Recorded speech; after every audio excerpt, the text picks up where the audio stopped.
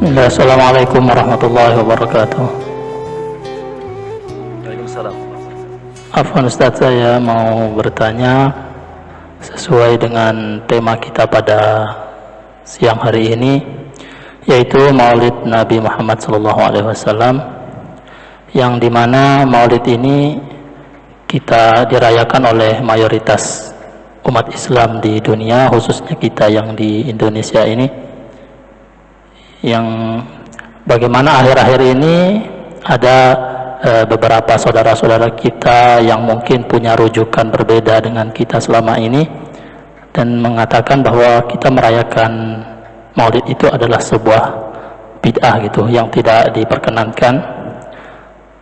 Dan kemudian yang ingin saya tanyakan itu, karena statement atau pernyataan itu menimbulkan, mau nggak mau menimbulkan dilema, apalagi di antara kami, kita yang masih awam ini, menimbulkan dilema bagaimana yang diajarkan oleh ulama-ulama kita sejak dulu, yang terus kita laksanakan, kemudian sekarang di-cut begitu, akan timbul dilema di dalam masyarakat.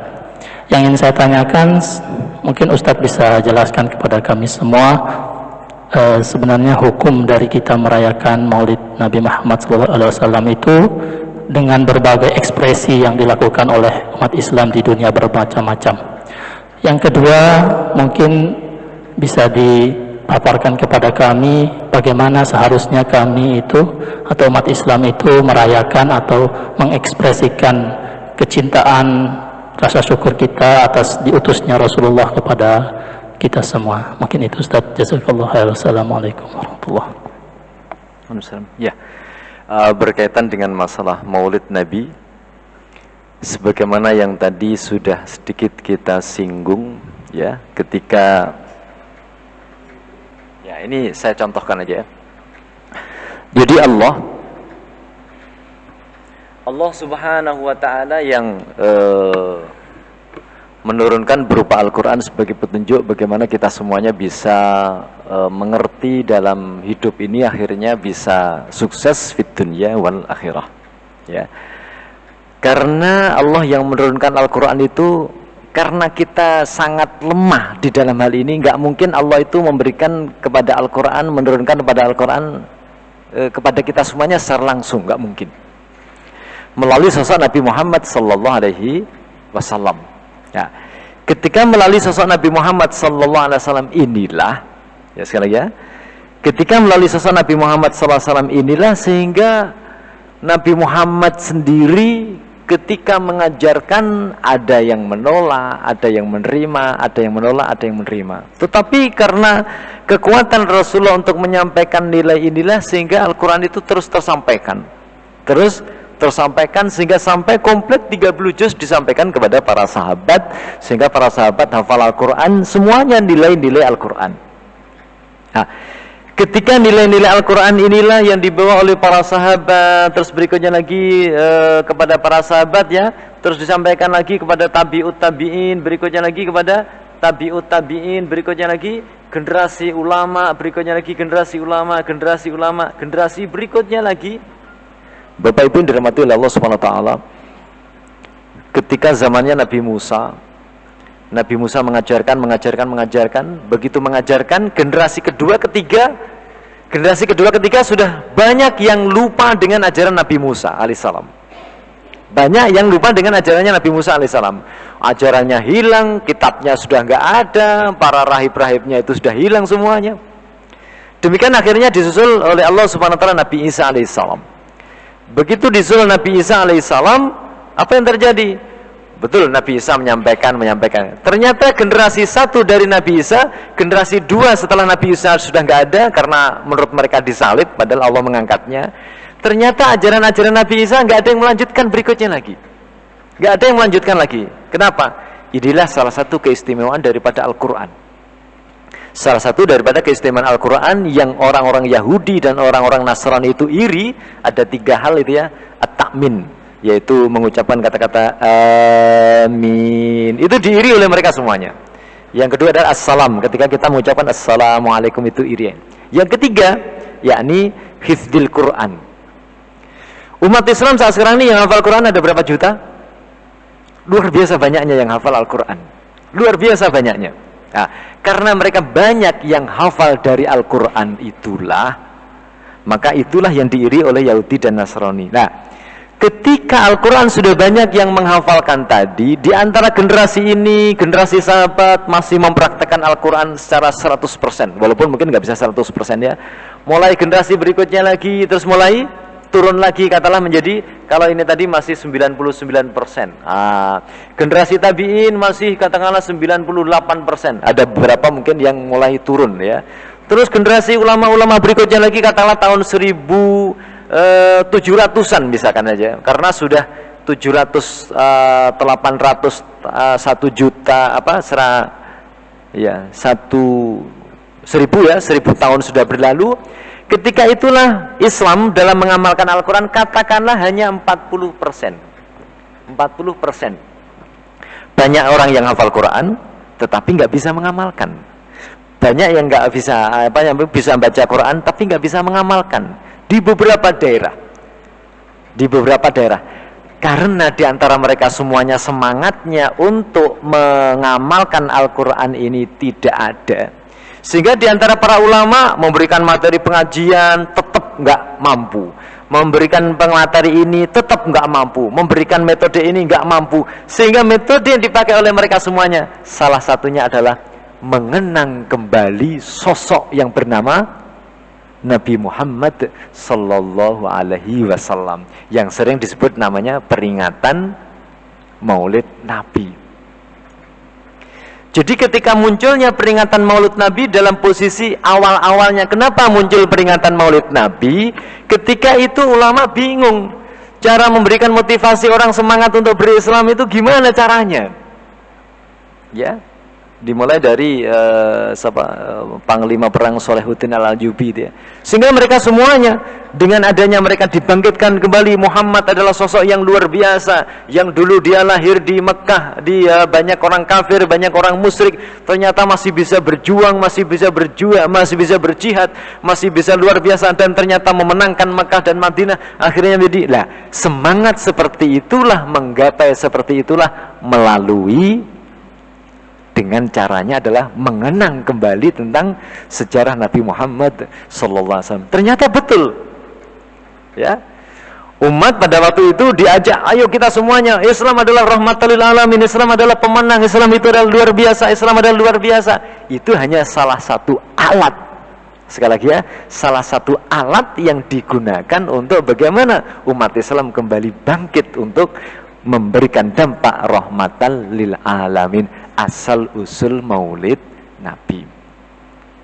Ternyata gerakan berikutnya lagi umat Islam begitu ya.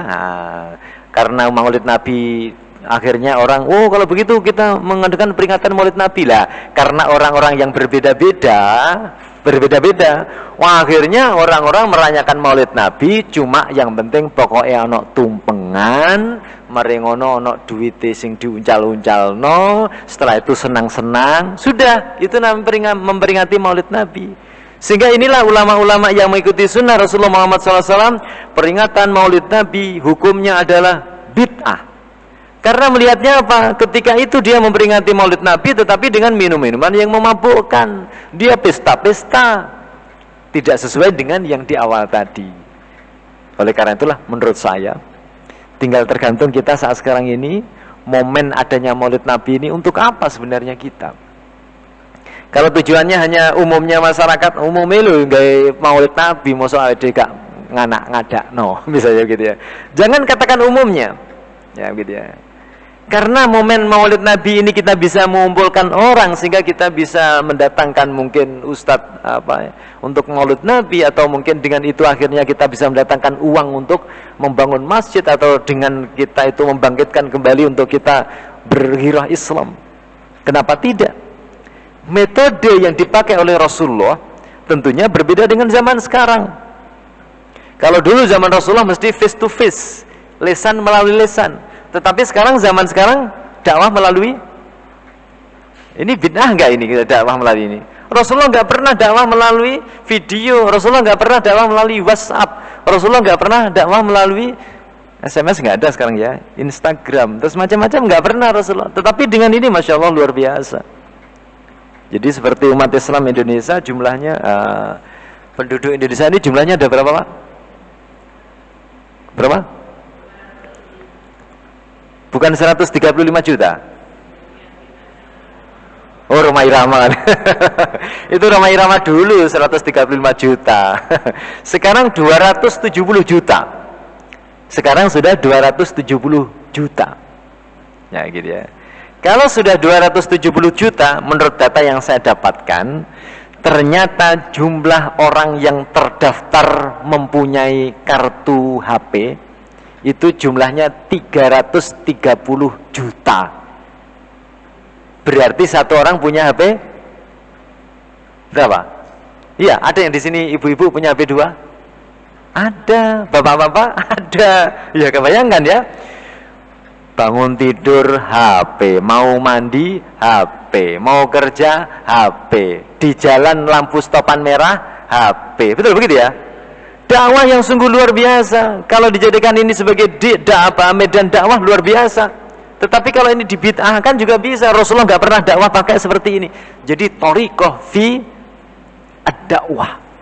Jadi sekali lagi kalau tadi pertanyaannya, bolehkah kita kalau menurut saya gitu ya, bolehkah kita semuanya untuk menyemangati kembali bagaimana kita semuanya Islamnya biar lebih semangat kayak seperti mengikuti Rasulullah Muhammad SAW dengan cara kita mengadakan apa boleh buat kalau itu hanya merupakan metode untuk kita membangkitkan kembali, bukan sebuah nilai ibadah, tetapi metode yang kita pakai untuk seperti kalau kita semuanya metode sekarang ini berdakwah pakai ada slide, ada pakai YouTube, pakai macam-macam. Nah, ini menurut saya begitu. Jadi memang di antara kita sekali lagi ya, kita dalam berdakwah Islam ini suatu saat ada contoh ya, contoh orang yang dia lagi naik ini ya, naik kereta api dari Surabaya menuju ke Jogja, ya.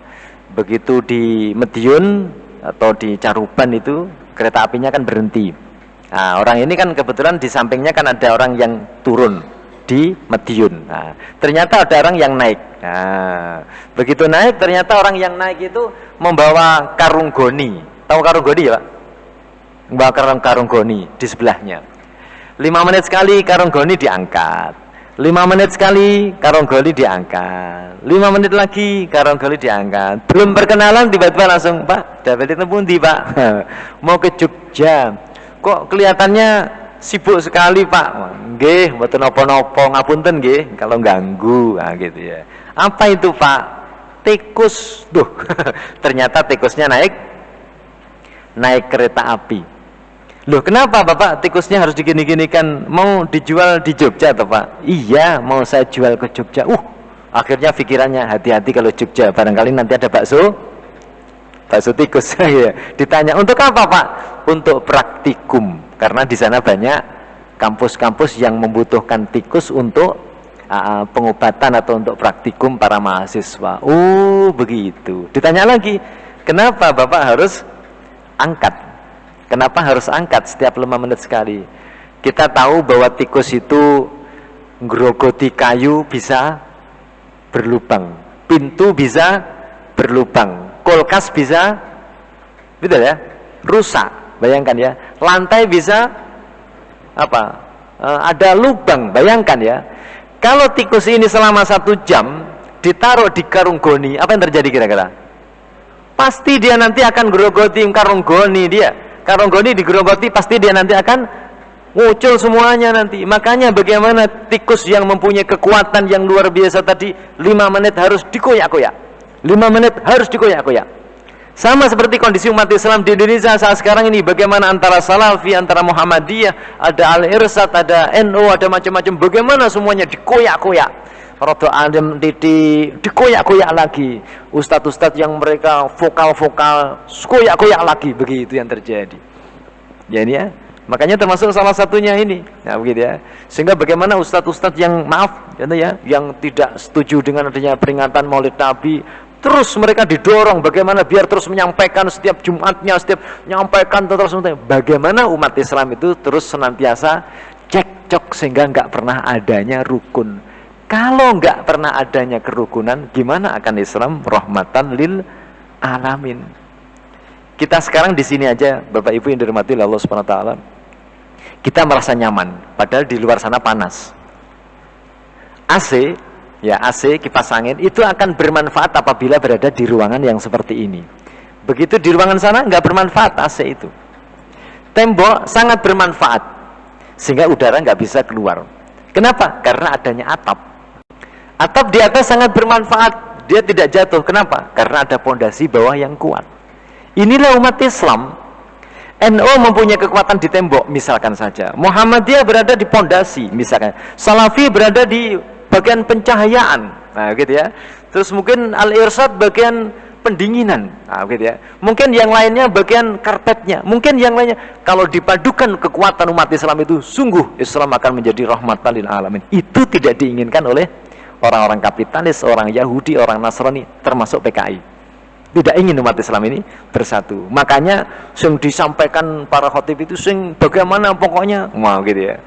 Perkara kecil-kecil dibesar-besarkan. Perkara yang besar-besar, Tuhan sama, masjid sama, sholatnya sama, loh itu nggak dipermasalahkan. Yang dipermasalahkan yang kecil-kecil.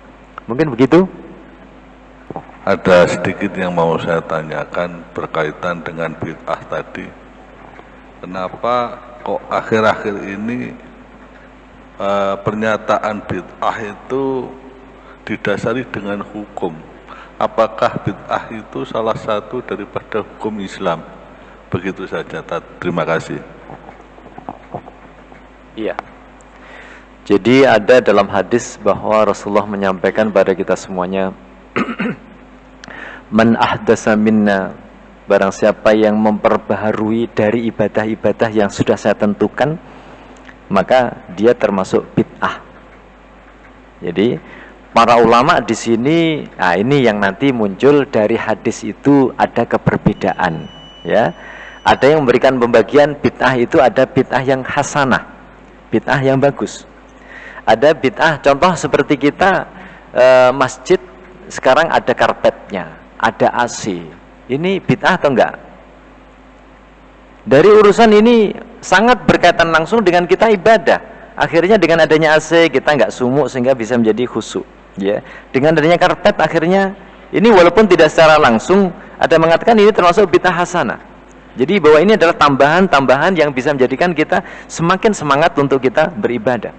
Makanya ketika awal kali Khalifah Abu Bakar As-Siddiq, begitu dia diangkat menjadi khalifah,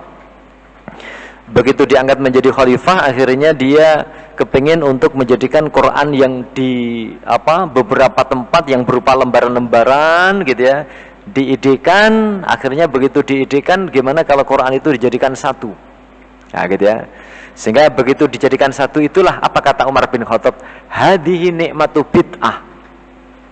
Inilah adalah sebaik-baik bid'ah. Padahal ketika itu Rasulullah nggak ada, pada masa Rasulullah itu Quran dikumpulkan nggak ada, Quran mau dijilid nggak ada. Makanya kalau kita saat sekarang ini, maaf kalau dari bid'ah-bid'ahan gitu ya, kita membaca Quran dan Quran itu berada di HP, itu sebenarnya sudah bid'ah. Rasulullah nggak ada. Quran yang saat sekarang ini berupa lembaran kertas itu juga bid'ah. Pada masa Rasulullah nggak ada lembaran itu semuanya. Jadi sebenarnya kalau di antara kita semuanya ada keberbedaan dalam pendapat, seharusnya di sini yang kita harus bisa menyadari. Seperti ketika Rasulullah Muhammad SAW, ketika suatu saat sahabat, kamu berangkat ke sana ya. Nah, gitu ya. Begitu berangkat ke sana itu ternyata tanggapannya berbeda. Kamu nanti sholat asar sesudah nyampe di sana. Ternyata belum nyampe di sana sudah sholat asar. Ya begitu ya. Katakanlah mau ke suatu tempat, belum nyampe ke sana sudah sholat asar, sudah adzan asar duluan. Maka yang satu dia berpendapat, apa pesan Rasulullah? Kita nggak boleh sholat asar sebelum nyampe di tujuan. Yang satunya enggak, ini sudah masuk awal waktu kita untuk sholat asar. Pesan Rasulullah di awal waktu itu lebih bagus. Wah, akhirnya kalau kita kan eker-ekeran nanti ya, akhirnya berada di hadapan Rasulullah SAW. Begitu di hadapan Rasulullah SAW, apa kata dia? Dia mengatakan, ya kamu benar, dan kamu benar. Ini yang kadang-kadang di antara kita belum saling menyadari. Ya, toh sebenarnya semuanya diserahkan kepada Allah, itu jauh lebih bagus, karena semuanya adalah yang benar adalah Allah Subhanahu wa taala. Begitu Bapak? Nah, saya kira cukup begitu nggih. Sudah dur ya. Nggih, semoga aja kehadiran kita ini dicatat oleh Allah Subhanahu wa taala sebagai amal soleh kita. Allah senantiasa berikan kepada kita semuanya umur panjang yang barokah, yang taat kepada Allah, istiqomah. Semoga Allah jadikan kepada kita semuanya rizki yang barokah. Semoga Allah jadikan keluarga kita semuanya keluarga yang barokah. Anak-anak kita, keturunan kita soleh solehah. Semoga Allah jadikan pula negara kita negara yang barokah. Amin. Allahumma amin. Kurang lebihnya mohon maaf. Wallahu a'lam bishawab. Subhanakallahumma bihamdik. Asyhadu an la ilaha illa anta astaghfiruka wa atubu ilaik. Wal afu minkum akhirul kalam. Wassalamualaikum warahmatullahi wabarakatuh.